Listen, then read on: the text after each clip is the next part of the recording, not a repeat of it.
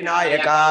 भक्तावासं स्मरे नित्यं अनुकामार्थसिद्धये प्रथमं वक्रतुण्डं च एकदन्तं द्वितीयकं तृतीयं कृष्णपिङ्गाक्षवक्रं चतुर्भुजं पञ्चोदरं पञ्चमं च षष्ठमं विकटमेव च सप्तमं विघ्नराजेन्द्र धूम्रवर्णं चताष्टकं नवमं बालचन्द्रं च दशमं तु विनायकम् एकादशं गणपतिं तु द्वादशं वरदानना द्वादशे तानि नामानि या प्रजापते नरः न च विद्वयं तस्य सर्वसिद्धिपरम्परा विद्यार्थे लभते विद्या धनार्थे लभते धनं पुत्रार्थे लभते पुत्रान् मोक्षार्थे लभते गतिं